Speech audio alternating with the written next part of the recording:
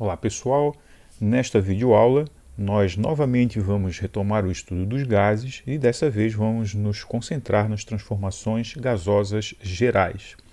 Nós temos estudado até aqui o estudo dos gases focados em transformações específicas como as isotérmicas, as isobáricas e as isovolumétricas.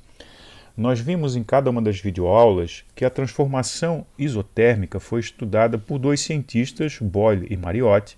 A transformação isobárica foi estudada por dois cientistas também, Charles e Gay-Lussac, embora se atribua a transformação isobárica, se atribua a essa transformação o nome Lei de Gay-Lussac. Da mesma forma, Jacques Charles e Gay-Lussac, Joseph Gay-Lussac, também fizeram os estudos sobre a transformação isovolumétrica, e eu chamei a atenção de que alguns livros vão atribuir a essa transformação a denominação de Lei de Charles. Isso não é algo extremamente importante para nós, o que importa é, de fato, é saber que nós temos três transformações já bem estabelecidas nas videoaulas anteriores. Recapitulando rapidamente a transformação isotérmica, é aquela em que a temperatura permanece constante, e então valem essas relações matemáticas, e por fim nós temos uma equação que é aplicável a todo o processo onde a temperatura permanece constante. Para esses processos, a representação gráfica é uma curva chamada de isoterma do gás. O gráfico vai envolver a pressão no eixo vertical e o volume no eixo horizontal. Para as transformações isobáricas, valem outras relações matemáticas, a equação é diferente e ela vai envolver volume e temperatura, na verdade a razão entre volume e temperatura. O gráfico é uma reta inclinada e no eixo vertical nós temos o volume, no horizontal a temperatura em Kelvin, embora ela possa vir também representada na escala Celsius, mas para efeitos de aplicação dessa equação, nós temos que ter a temperatura sempre em Kelvin. E por fim, as transformações isovolumétricas têm essas relações matemáticas. Ela relaciona pressão e temperatura, mais precisamente a razão entre a pressão e a temperatura, e a representação gráfica tem no eixo vertical a pressão e no eixo horizontal a temperatura. Também dá uma reta inclinada. Daí a necessidade de nós termos um certo cuidado aqui, porque se olharmos para esse aspecto gráfico e para esse, eles parecem iguais. Inclusive no eixo horizontal nós temos a temperatura na escala Kelvin.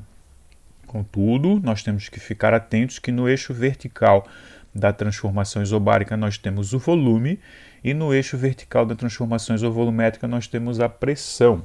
Então, muito cuidado para não fazer uma confusão com as duas transformações, porque elas têm uma representação gráfica muito similar. Até a própria equação é similar no sentido de que há uma razão. Só que aqui é a razão entre volume e temperatura, e aqui é a razão entre pressão e temperatura. Então, ficar um pouco atento para não fazer confusões com essas duas representações matemáticas. Então, a isotérmica, o volume e a pressão são inversamente proporcionais, o que dá essa curva. Transformação isobárica, volume e temperatura são diretamente proporcionais, por isso que dá uma reta inclinada entre volume e temperatura. E por fim, a transformação isovolumétrica, que tem volume constante, ela é representada por uma proporção direta entre pressão e temperatura, e daí temos aqui a relação entre pressão e temperatura dada também por uma reta inclinada. Bom, com essas transformações, ou melhor dizendo, com o conhecimento dessas transformações, nós podemos descrever vários sistemas físicos, mas não todos. Me refiro, evidentemente, aos sistemas gasosos. Agora, imagina que nós tenhamos uma situação como essa que está proposta aqui. Como que nós podemos relacionar os estados A e C de um determinado sistema gasoso, independentemente da transformação sofrida por esse sistema, ou seja, independente se ele se transformar de A para C por um processo isotérmico, isovolumétrico ou isobárico, qualquer que seja. Então aqui nós estamos falando de uma transformação geral, ou seja, nenhuma das variáveis de estado, pressão, volume e temperatura, necessariamente será mantida constante. Então nós chamamos essas transformações de transformações gerais. Bom, para entender como a gente pode encontrar as relações entre os estados A e C, sem que eles sejam isotérmicos, isobáricos ou isovolumétricos, nós vamos aqui fazer um certo ensaio. Então perceba, vamos considerar um estado intermediário B, pelo qual o estado A será transformado até esse estado B hipotético por um processo isobárico, ou seja, de pressão constante. Nós sabemos que para um processo isobárico valem duas relações, volume sobre temperatura do estado A igual ao volume sobre temperatura do estado B hipotético que estamos imaginando aqui, e nesse processo, se ele for isobárico, a pressão de A é igual à pressão de B. É isso que nós temos. Aplicamos aí, portanto, a lei de Gay-Lussac, né, para os processos isobáricos. Agora vamos imaginar que o sistema, depois de ter sido transformado para o estado B hipotético, que ele seja transformado para o estado C. E esse sim o estado final que a gente deseja relacionar com o estado A. E vamos imaginar que o sistema vá para o estado C a partir de um processo isotérmico. Então, BC é um processo isotérmico. O que sabemos sobre os processos isotérmicos? Que o produto de pressão por volume se mantém constante. Então, para esse estado hipotético B, o produto pressão por volume tem que ser igual ao estado C, pressão vezes volume. E sabemos também que, se isso é um processo isotérmico, a temperatura do estado B é igual à temperatura do estado C. Então, veja, os estados A e C não se relacionam por processos isobáricos, isotérmicos ou isovolumétricos, mas, supondo um estado hipotético B, nós podemos fazer o sistema se transformar de A para B primeiro por um processo isobárico e depois de B para C por um processo isotérmico.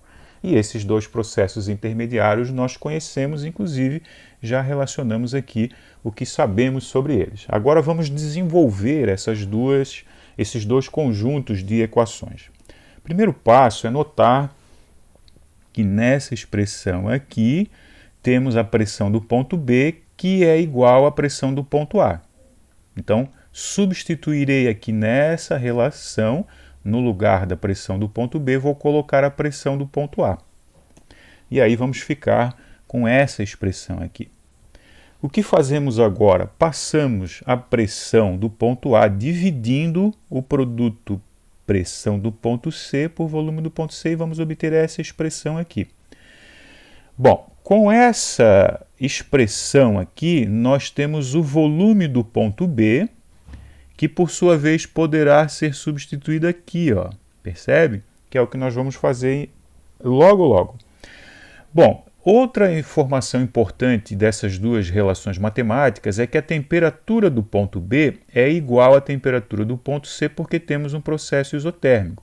Então eu posso fazer duas substituições. Eu posso aqui colocar a temperatura do ponto C, aí ficamos com a expressão dessa forma, no lugar da temperatura do ponto B, estamos colocando a temperatura do ponto C porque elas são iguais, dado que esse processo é isotérmico. E agora vamos fazer a segunda substituição. Vamos pegar o volume do ponto B, dado por essa expressão, obtida da relação aqui de baixo, e vamos colocar aqui em cima. E aí nossa expressão vai ficar assim. Pressão vezes volume do ponto C, dividido pela pressão do ponto A, essa expressão está aqui, e a temperatura do ponto C já estava aqui na expressão, eu apenas repeti. Agora o que a gente faz? Passa a pressão do ponto A aqui, multiplicando o volume do ponto A. E com isso, percebe, e isso não ficou muito evidente, né, mas percebe que a estratégia que adotamos foi usar um ponto hipotético, o ponto B, e depois nos livrarmos de todas as grandezas do ponto B. Substituímos a pressão de B pela pressão de A, trocamos a temperatura de B pela temperatura de C e isolamos o volume de B a partir dessa expressão aqui e substituímos também. Então veja, já que o ponto B é um ponto hipotético, tudo a respeito dele nós eliminamos do nosso desenvolvimento, da nossa tentativa de relacionar A com C. O resultado final está aqui. E essa expressão final é a expressão daquilo que nós vamos chamar de lei geral das transformações gasosas. Veja, não depende por quais estados o sistema passa ao ser transformado de A para C. Só importam as informações do ponto A e as informações do ponto C, e essa aqui é a expressão final. Então nós podemos generalizar da seguinte forma: em qualquer transformação gasosa geral, ou seja, que não seja isotérmica, que não seja isobárica, que não seja isovolumétrica, onde variem a pressão, o volume e a temperatura, dois estados, inicial e final, podem ser relacionados pela seguinte lei de transformação. Então, se nós não tivermos nem uma transformação isotérmica, nem uma transformação isobárica, nem uma transformação isovolumétrica, significa que todas as variáveis de estado do gás vão mudar. E aí essa é a equação que nós usamos para representar esse tipo de transformação, que é chamada de transformação geral. Vamos ver um exemplo de aplicação. Como e quando aplicar a lei geral das transformações gasosas? Então imagine que eu tenho um sistema que está a uma pressão de 3,5 atm, a uma temperatura de 233 Kelvin e ocupa um volume de 2 litros. Nós vamos aquecer esse sistema de maneira que a pressão aumente para 7,8 atm e que o volume se reduza para 1,2 litros. Então, duas coisas mudaram, a pressão e o volume. E como nós estamos fornecendo calor, com certeza a temperatura também aumentou, né? Então, veja, se nem a pressão, nem o volume, nem a temperatura estão permanecendo constantes, nós temos aí uma transformação que é geral. Para estes casos, portanto, vamos aplicar a lei geral das transformações gasosas.